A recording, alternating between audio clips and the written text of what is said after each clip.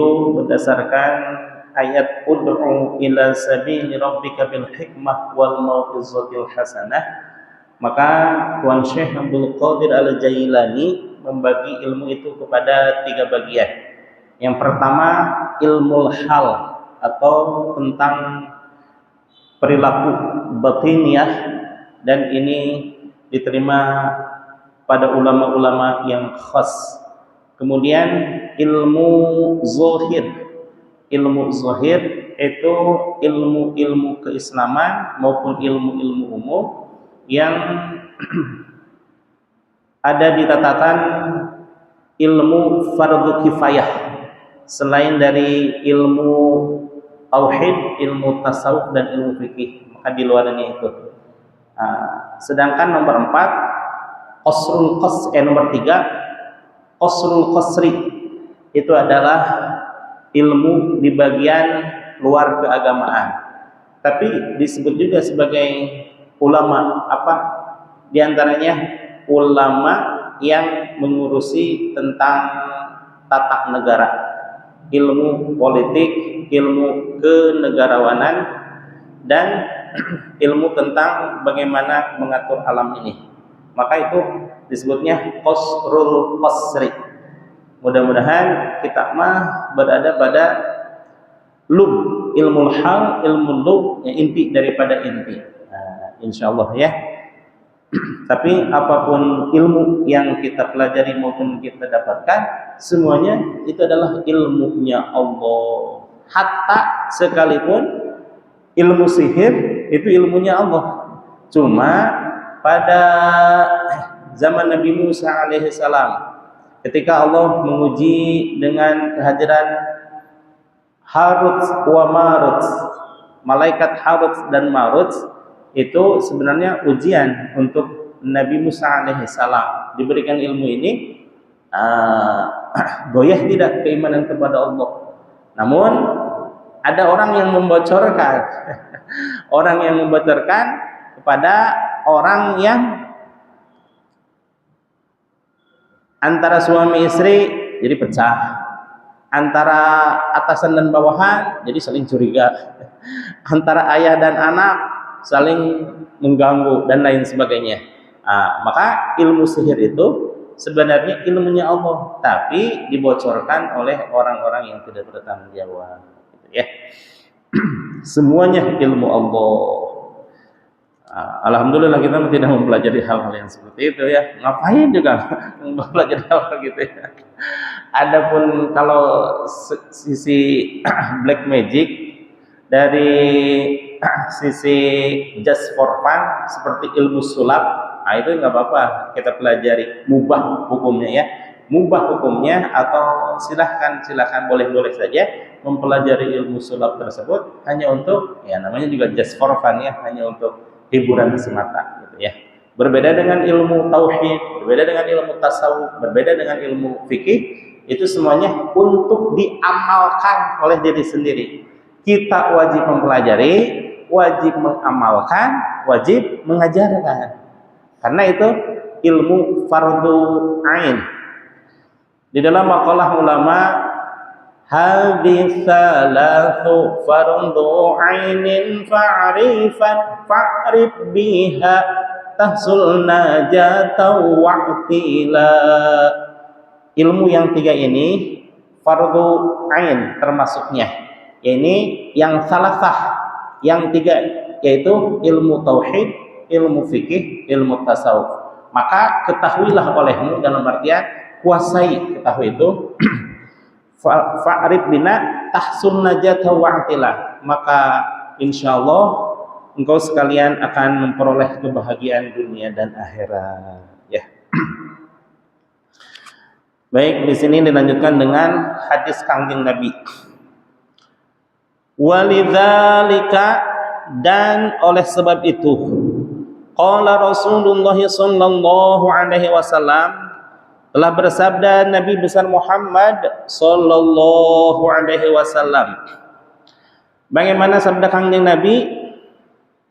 Alaikum bimujalasatil ulama. Hendaklah engkau sekalian ikut mendengarkan kepada majlis-majlis taklim, majlis-majlisnya ulama, wastima'i kalamil hukama, dan juga mendengarkan kalam-kalam tentang ahli hikmah. Fa innallaha, kenapa diutamakan untuk mendengarkan ulama dan juga mendengarkan ahli hikmah? Hikmah di sini bukan berarti ya hikmah yang kayak ilmu sekarang ya, ilmu apa tuh namanya? Disebut hikmah itu orang yang ahli wirid katanya. Bukan ya, sehingga muncul khawarik-khawarik keluar biasaan. Bukan. Hikmah itu orang yang senantiasa berpikir tentang ilmu pengetahuan dan berpikir bagaimana caranya ilmu tersebut sampai kepada masyarakat. Itu oleh hikmah. Zaman sekarang itu hikmah itu akan diselewengkan ya pengertiannya. Bahwa hikmah itu orang yang tidak bisa tersentuh gitu ya dengan ajian tertentu. Jeblak gitu. Bukan seperti itu ya hikmah. Alaikum bimujalasatil ulama, kata Nabi Muhammad SAW. Hendaklah engkau sekalian senantiasa hadir di majelis taklim, mendengarkan apa yang disampaikan di majelis tersebut. Kalau majelis taklim ya sudah pasti isinya tentang tawassaw bil haqqi wa tawassaw bis sabr. Saling nasihat menasihati dalam hal kebaikan dan juga kesabaran. Atau ya'muruna bil ma'ruf wa tanhauna 'anil munkar, memerintahkan atau mengajak kepada kebaikan dan mencegah kepada keburukan. Ya, tidak jauh dari situ ya kalau majelis taklim. Bagaimana kalau seandainya hadir ke majelis taklim kok perasaan ini menjadi membuncah semangatnya, tapi semangat bukan untuk mengamalkan keislaman. Semangat apa? Semangat berjihad gitu. Pokoknya pengen jihad aja katanya. Jihad nggak perlu jauh-jauh ke Palestina ya. Palestina juga paling kehadiran kita malah merepotkan mereka. Jihad, Rasulullah SAW menyatakan jihadul akbar ay jihadun nafsi. Jihad yang paling hebat adalah jihad melawan hawa nafsu ya. Jadi senantiasa kita berperang dengan diri sendiri, jangan menyalahkan orang lain, jangan mencari musuh orang lain, karena musuh yang nyata kata Rasulullah, a'da'uka fi nafsika ala jambaika, bahwa musuh utama yang nyata ada di dalam diri kita. Ngapain harus jauh-jauh ya? Nyari musuh gitu, di dalam diri kita juga udah musuh. Apa gimana musuhnya? Kalau terdengar azan, Allahu Akbar, Allahu Akbar, itu perang hawa nafsu antara datang ke masjid atau musola atau meneruskan dikit lagi game over nih. Zaman dulu ya game over. Tahu sekarang apa permainannya? Itu adalah jihad yang paling dahsyat. Kalau subuh bapak-bapak kesini kan ya nggak terlalu jauh. Ini Pak Sukri subhanallah lintas daerah gitu. Dari Cipenjo ke Pasir Angin gitu ya. Subuh lagi ya, bukan maghrib atau isya, subuh. Alhamdulillah. Nah, bahwa Rasulullah SAW berpesan, alaikum bimujalasatil ulama wastima'i kalamil hukama. Hendaklah engkau sekalian mendengarkan para ulama dan juga para ahli hikmah. Fa innallaha yuhyil qalbal mayyita. Ini pentingnya. Karena Allah Subhanahu wa taala sanggup untuk menghidupkan hati yang sudah mati. Subhanallah ya. Tidak ada hal yang mustahil bagi Allah Subhanahu wa taala. Semuanya dalam genggaman, semuanya dalam kekuasaan Allah, hanya tinggal mengatakan kun. Maka segala sesuatu yang bagi kita mustahil, maka bagi Allah cincai-cincai saja ya, karena segala sesuatu kemuliaan Allah. Bahkan api bisa tunduk dengan Allah. Kenapa? Api punya Allah. Ya kuni, ya naru kuni bardau wa salaman ala Ibrahim. Wahai api, hendaklah engkau menjadi dingin dan selamatkan Nabi Ibrahim alaihissalam ketika dibakar oleh Raja Namrud. Nah, kalau seandainya Allah tidak menyatakan wasalaman dan selamatkanlah Nabi Ibrahim alaihissalam, niscaya Nabi Ibrahim dibakar bukannya mati kepanasan. Kenapa? Mati kedinginan. Kenapa? Allah menyatakan ya naru kuni bardan, wahai api hendaklah engkau menjadi dingin. Tapi sama Allah dikuatkan wasalaman dan selamatkanlah Nabi Ibrahim. Maka selain tidak terasa apa-apa, ya oleh api diselamatkanlah Nabi Ibrahim alaihissalam. Seluruh kayu terbakar beserta ikatannya, sedangkan Nabi Ibrahim alaihissalam baju serta apapun yang melekat pada tubuh beliau tidak terbakar sama sekali, malah diselamatkan oleh api. Subhanallah ya. Nah, itu bahkan bagi Nabi Ibrahim sendiri itu sesuatu yang mustahil. Kenapa? Nabi Ibrahim tidak tahu apa-apa, tapi karena ditaukan oleh Allah Subhanahu wa taala, maka alhamdulillah Nabi Ibrahim tenang luar biasa karena hakul yakin bahwa Allah akan menyelamatkan. Demikian juga Rasulullah Shallallahu alaihi wasallam, beliau tidak tahu apa-apa, beliau tidak paham apa-apa, tahu-tahu asro diperjalankan oleh Allah Subhanahu wa taala minal Masjidil Harami ilal Masjidil Aqsa. Kalau Masjidil Haram ke Masjidil Aqsa mungkin agak mending gitu, agak mending ya, walaupun dari zaman Nabi Muhammad sampai zaman sekarang itu telah tersirat mustahil. Kenapa?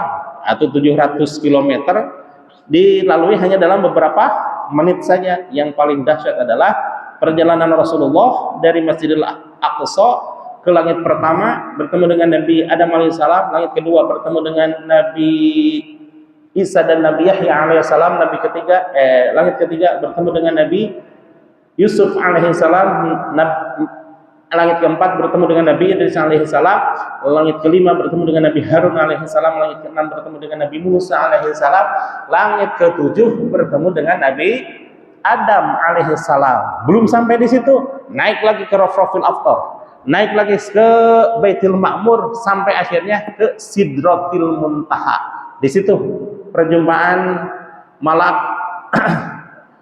Jibril alaihissalam yang tadinya menyertai Rasulullah Shallallahu alaihi wasallam dari rumahnya sampai ke Makkah Al-Mukarramah, sampai ke Masjidil Aqsa di Palestina, sampai ke naik terus 1 2 3 4 5 6 7, naik ke Baitul Ma'mur, naik ke Rafrafil Aftar, sampai ke pintu gerbang Sidratul Muntaha. Maka Nabi Muhammad Shallallahu alaihi wasallam dipersilakan untuk jalan duluan. Kenapa? Ya Muhammad, disinilah akhir dari perjumpaan kita. Kenapa? Wa in dakhaltu, kalau seandainya masuk ujung jariku saja, laharatu, maka aku akan terbakar, katanya. Subhanallah ya. Karena satu-satunya yang diizinkan oleh Allah untuk memasuki Sidratul Muntaha hanya Nabi Muhammad Shallallahu alaihi wasallam. Bagi Nabi Muhammad juga itu selaku manusia mustahil itu terjadi. Bagi zaman dulu sampai sekarang mustahil, tidak akan terjangkau oleh akal. Tapi karena diasrokan oleh Allah Subhanahu wa taala, diperjalankan oleh Allah, maka Nabi Muhammad biasa-biasa saja. Kalau istilah guru saya, nonton karomah kalau zaman sekarang.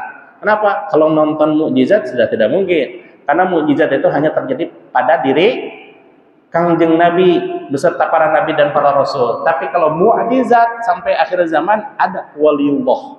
Banyak waliullah, dan sesuatu yang mungkin bagi kita adalah sesuatu yang mustahil, tapi bagi seorang kekasih Allah menginginkan ini menginginkan itu hanya dengan nempel di lafaz kunnya Allah Subhanahu wa taala sudah maka terjadi gitu ya. Maka katakan Nabi, kun ma'allah, istiqomahlah bersama dengan Allah. Fa illam takun ma'allah, namun kalau seandainya belum sanggup untuk bersama-sama dengan Allah, kun ma'aman kana ma'allah, maka tetaplah bersama dengan orang yang selalu bersama dengan Allah, gitu ya. Ini Pak Haji dari Bandung ya. Alhamdulillah bapak mertuanya Pak Prayitno ya sudah ketemu ya dengan seseorang yang selalu bersama dengan Allah. Pak Haji yang itu tuh yang pojok. Alhamdulillah. Maka pertahankan Pak Haji, walaupun kita belum sanggup bersama dengan Allah, tapi terasa nikmat kalau bersama-sama dengan orang yang selalu bersama dengan Allah. Walaupun orang tersebut sudah pindah alam, sudah berbeda alam dengan kita, minimal kita sudah mengenal bersama dengan Allah melalui orang yang selalu bersama-sama dengan Allah, gitu ya.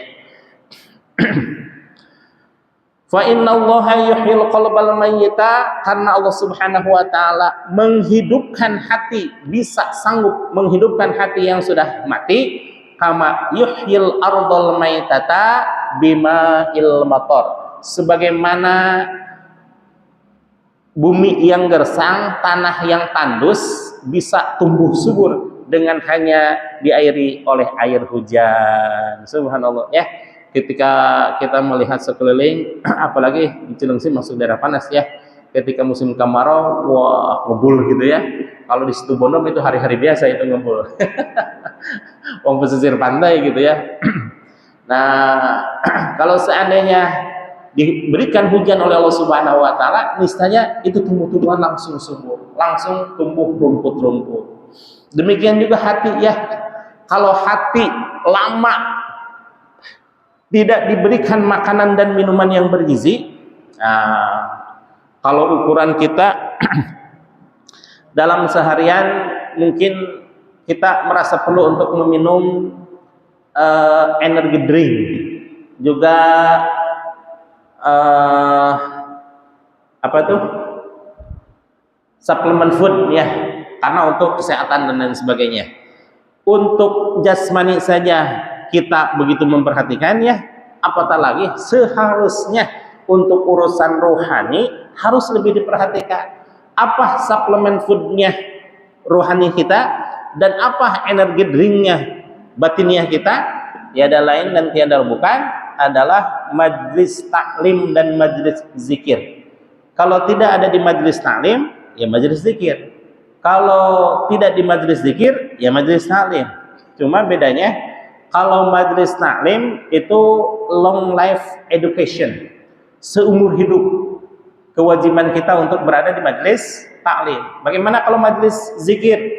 Majlis zikir itu hanya sewaktu-waktu ya, bahwa majlis zikir apalagi yang memiliki sanad sampai kepada Rasulullah SAW dengan mengucapkan talqin, dengan menerima talqin gitu ya, kemudian membacakan aurat-aurat yang ada dalam yang diberikan oleh guru kita, itu seperti halnya sepele, seperti halnya dari dulu begini-begini aja yang dibaca. Kok nggak ada peningkatan itu ya? Subhanallah ya, efeknya luar biasa. Kenapa? Ausulu ilallah, yang mampu menyambungkan, mengusulkan kehadiran Allah Subhanahu wa taala itu justru dengan zikir tersebut. Pak Haji mungkin pernah nggak melihat buku khotaman, buku dulu Juman yang sebelum tahun 1090? Summa ila arwahi ahli silsilatul, mohon maaf, Qadiriyah wa Naqsyabandiyah. Terakhir, summa ila arwahi Syekhina Mukarram Syekh Abdullah Mubarak bin Nur Muhammad. Habis itu apa? Yang buku 90-an, bukan di buku sekarang. Summa ila arwahi, summa ila hadrati titik ya. Subhanallah ya. Ila hadrati tidak disebutkan nama beliau, nama guru yang memiliki sanad keilmuan dan sanad silsilah kepada Rasulullah, tapi untuk dirinya tidak disantumkan namanya. Kenapa? Karena saking tawadhu'nya. Padahal kealiman dan kewalian beliau diakui oleh seluruh dunia. Salah satunya ketika Syekh Muhammad Alwi dari Makkah Al-Mukarramah, beliau di Rusyaifah. Rusyaifah itu pondok pesantren beliau. dan banyak orang-orang Indonesia yang datang berguru kepada beliau. Ketika dilihat ada seorang murid yang subhanallah, ini murid kalbunya bercahaya, dipanggillah beliau. Waktu itu Kiai Haji Dodi dari Garut gitu ya. Ta'al yawat kesini wahai anakku, katanya. Beliau menyatakan, siapa yang menghidupkan kalbumu? Aku melihat kalbumu bercahaya, katanya. Lalu dia menyebutkan nama Syekh Ahmad Sohibul Wafa Tajul Arifin Qaddasallah. Itu dengan refleks Syekh Muhammad Alwi menyebutkan Qaddasallah. Qaddasallah itu apa? Semoga Allah mensucikan ruhnya. Padahal beliau masih hidup. Dan Qaddasallah itu satu-satunya doa yang diberikan kepada siapa? Syekh Abdul Qadir. Berarti siapa yang beliau maksud? Mohon izin ya, bukan melebihkan, bahwa Syekh Muhammad Alwi menyatakan bahwa Sultanul Auliya fi hadza zaman huwa Syekh Ahmad Sohibul Wafa Tajul Arifin. Subhanallah gitu ya. Apalagi waktu Syekh Nazim Al-Haqqani datang ke Indonesia tahun 2001. Beliau menyatakan, segeralah ambil cahaya yang terpancar di dalam kalbunya sebelum kesempatan itu hilang. Sebelum kesempatan itu hilang itu maksudnya apa? Mohon maaf, sebelum wafat atau barangkali saya wafat duluan gitu. Tapi alhamdulillah saya mendapatkan talqin beliau. Kemudian mertua saya mendapatkan talqin dari beliau. Orang tua saya dapat talqin dari beliau. Bahkan kakek dari ayah dan ibu pun mendapatkan talqin dari beliau. Artinya cahaya itu sudah diambil gitu ya. Sudah bertabaruk dengan cahaya yang ada di dalam kalbunya beliau gitu ya. Lalu apa fungsinya kalau kita mendapatkan cahaya dari orang yang bercahaya? Ya, sebagaimana Rasulullah SAW menyatakan, kun ma'allah, istiqomahlah bersama dengan Allah. Bagaimana kenikmatan kelezatan bersama dengan Allah? Sebagaimana kita Jumatan gitu ya di sini. Wah, hari-hari biasa Ustaz Syamsul ya, mungkin Senin, Selasa, Rabu, Kamis sampai Sabtu dan Ahad itu biasa-biasa yang hadir. Tapi ketika Jumatan, sebelum Allahu Akbar itu jam 12, jam 11 sudah penuh dulu. Itu menandakan bahwa semua orang laki-laki pada saat hari Jumat menjelang zuhur itu merasakan bagaimana kedahsyatan kenikmatan senantiasa bersama dengan Allah gitu ya. Yang 1 jam aja selama 1 pekan begitu nikmatnya gitu kan ya. Apatah lagi kalau setiap saat, setiap hari. Insya Allah mudah-mudahan suatu saat kita berada di makom tersebut. Amin. Waqala, dan bersabda pula Rasulullah sallallahu alaihi wasallam, kangjeng Nabi Muhammad sallallahu alaihi wasallam atau Rasulullah sallallahu alaihi wasallam, kalimatul hikmati, adapun kalimah yang mengandung hikmah, dhallatul hakimi, itu merupakan hikmah yang hilang dari para ahli hikmah, akhadhaha, dan mengambilnya itu hikmah, haitsu wajadaha, di mana saja mereka menemukan. Tidak peduli ya kita menerima ujangan atau nasihat atau kata-kata hikmah atau kata-kata motivasi atau sesuatu yang membangkitkan rohaniah kita maupun rasa semangat kita di dalam mengarungi kehidupan, apalagi motivasinya motivasi spiritual yang itu tidak bisa dibikin-bikin, tidak bisa dibuat-buat seolah-olah kita semangat. Maaf ya, dulu saya pecinta motivasi ya, sampai di mana-mana di Uber, ke Bandung di Uber, ke Semarang di Uber, ke Jakarta di Uber. Terakhir yang saya tahu itu Tung Desem Waringin. Saya beli bukunya, padahal bukunya mahal amat ya, 200.000 zaman dulu. Tapi ada hadiah tiket menghadiri seminar, sampai jingkrak. Begitu Begitu di dalam ruangan motivasi mah, wah semangat, kayak terbakar gitu ya dada kita. Pokoknya harus sukses, harus sukses. Begitu keluar dari ruangan, kelepas deh we. Berbeda dengan kita mendapatkan sentuhan spiritual yang memungkinkan spiritual itu bisa dibawa selama-lamanya. Apa itu? Talqin. Dengan talqin itu satu kali talqin, tapi efeknya selamanya. Ini mah bukan apa ya? Bukan iklan, bukan promosi, bukan apa-apa. Dan memang tidak usah dipromosikan kayak gitu mah ya. Bahkan kalau seandainya wakil talqin ada yang keluarganya yang tidak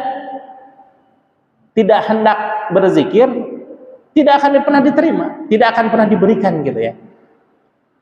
Demikian juga ketika orang yang dari jauh gitu ya, sudah berniat untuk meminta talqin, tapi begitu ada di rumahnya keasikan ngobrol sehingga lupa untuk meminta talqin. Ya itu tidak bisa diberikan.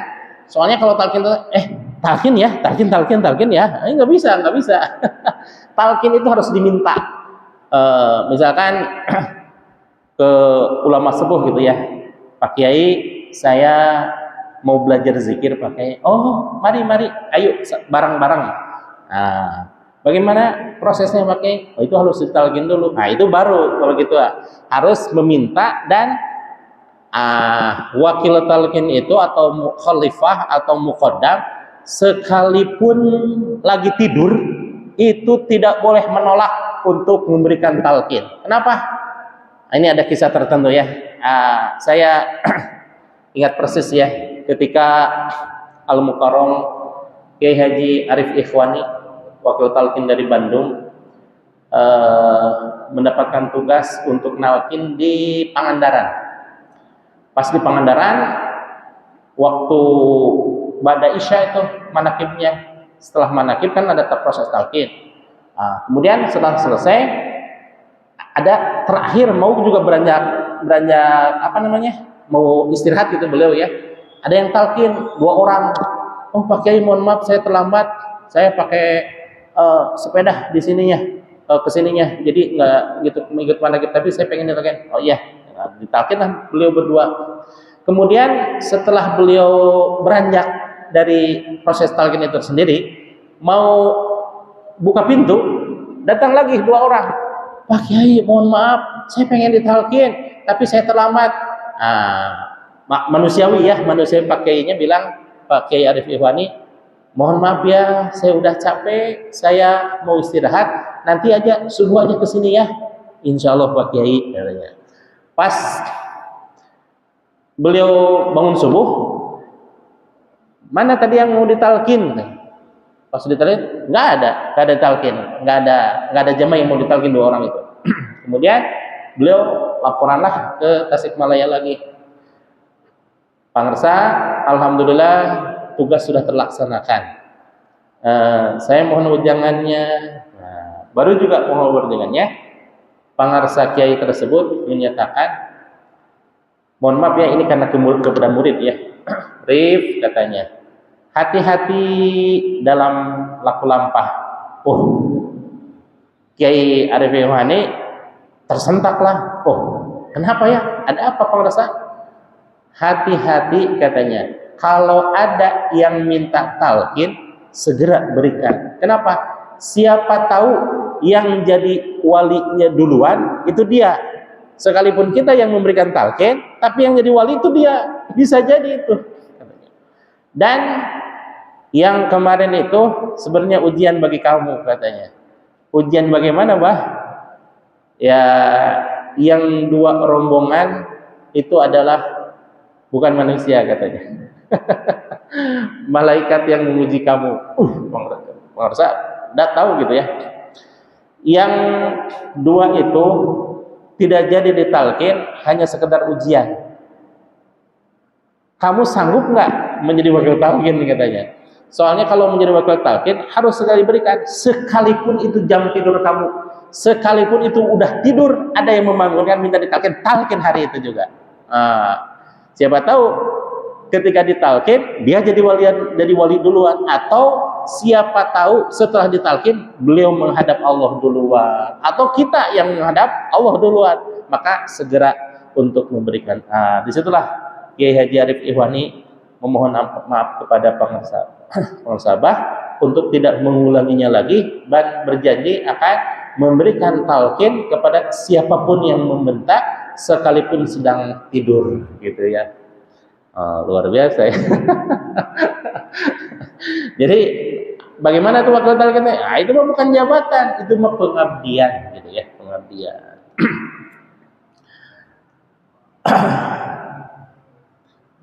wal kalimatul lati fil afwah, apa?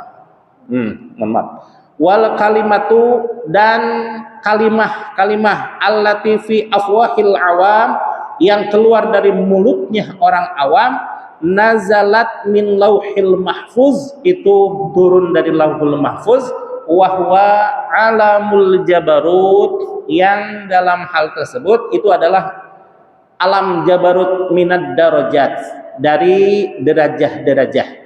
Sebagaimana dulu ya pernah disampaikan, ada darajah, ada kurbah. Derajah itu apa? Derajah itu bermakna surga.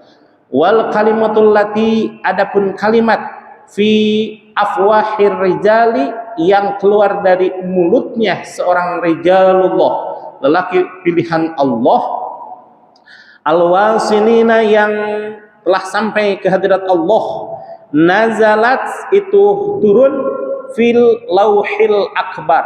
Kalau yang tadi mah lauhil mahfuz, kalau ini mah lauhil akbar, ya, lebih tinggi lagi. Kenapa? Karena bilisanil muqaddasi, dengan lisan yang suci, bilawasitatin, tanpa ada perantara, fil kurbah, di dalam kurbah. Kemarin antara derajat dengan kurbah itu lain. Kalau derajat itu ada sesuatu yang diinginkan, tapi kalau kurbah tidak ada sesuatu yang diinginkan, melainkan ridho dan rahmatnya Allah.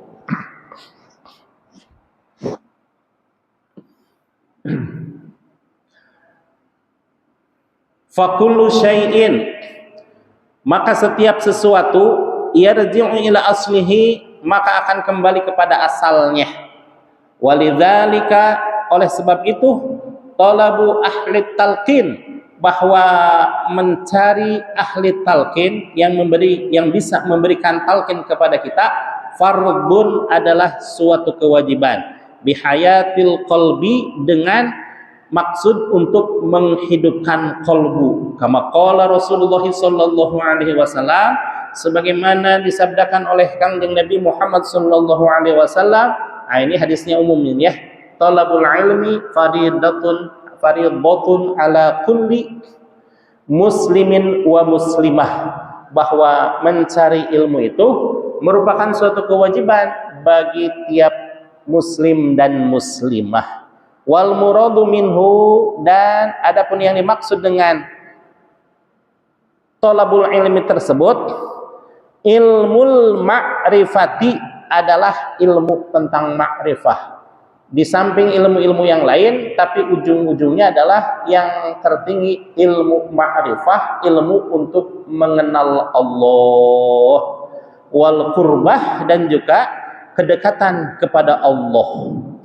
Wal baki, adapun sesisa dari ilmu ma'rifah dan ilmu qurbah, yang mendekatkan diri kepada Allah Subhanahu wa taala, minal ulumiz zahirati, dari keilmuan yang sebangsa zahir, la yahtaju ilaiha, maka seolah-olah tidak diperlukan semua itu, illa ma yuaddi biha al-faraid, kecuali untuk melaksanakan tentang kefarduan, untuk menunjang tentang ilmu fardhu ain, untuk melaksanakan ilmu fardhu ain, maka hal tersebut sesisanya diperlukan juga. Ada kalimat illa, tadi kalimatnya la yahtaju biha, tidak diperlukan illa ma yu'addi biha al faraid, kecuali untuk melaksanakan yang fardu-fardu, maka sesuatu yang sisanya itu ya fardu juga gitu ya. Sebagaimana kaidah menyatakan ma la yatimul wajibu illa bihi fahuwa wajibun, sesuatu yang tadinya tidak wajib tapi menunjang kewajiban maka itu menjadi wajib pula. Seperti halnya kita akan memperbaiki genteng, maka tidak perlu kita menaiki tangga, sebenarnya nggak usah tangga, tapi karena tidak ada sesuatu yang lain yang bisa menyampaikan kita ke atap untuk memperbaiki genteng, itu merupakan kewajiban, maka itu menjadi wajib pula adanya tangga untuk memperbaiki genteng, gitu ya. Kama qala al-Imam al-Ghazali, sebagaimana kalam dari Imam Al-Ghazali rahimahullahu alaih, semoga Allah merahmati kepada Imam Al-Ghazali. Hayatul qalbi, adapun hidupnya qalbu, ilmun itu dengan keilmuan,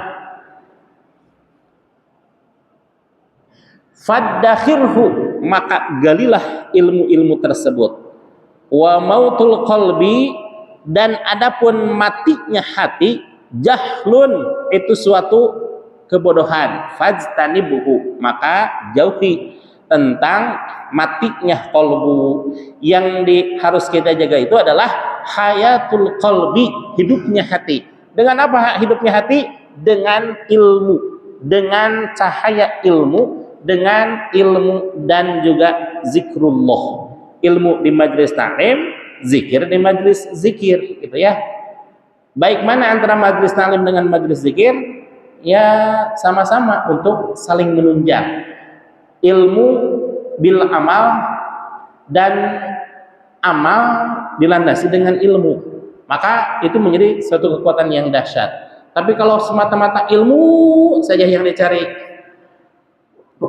perabotan rumah kita kebanyakan buku, tapi diamalkan tuh buat apa? Atau ada orang yang ahli wirid, ahli puasa, ahli zikir, ahli sholat, ahli segala macam ibadah, tapi ketika ditanya ini dalilnya bagaimana, ini bacaannya bagaimana, tidak paham sama sekali.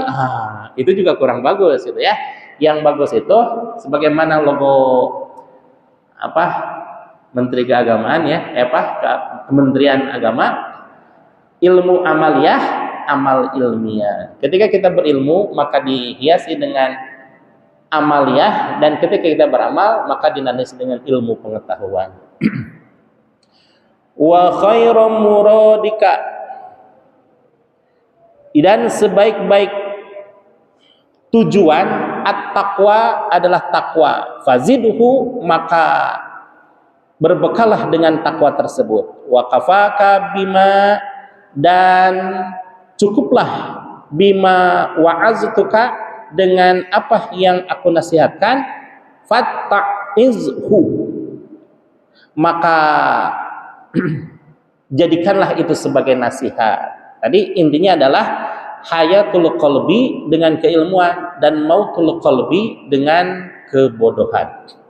Kamu sedikit lagi ya. Kamu qala Allah Ta'ala, sebagaimana firman Allah Subhanahu wa taala, wa tazawwadu fa inna khairaz zadi taqwa, dan berbekallah engkau sekalian dengan takwa, karena sebaik-baiknya bekal adalah takwa, sebagaimana surah Al-Baqarah ayat 197. Maka insyaallah kita bisa untuk mengamalkan apa yang dinasihatkan oleh Imam Al-Ghazali untuk senantiasa menghidupkan hati dan menghindari matinya qalbu kita dan maridnya qalbu kita, dan senantiasa mudah-mudahan qalbu kita semakin sehat dan sehat selamanya. Amin. Demikian yang dapat saya sampaikan. Terima kasih. Wallahu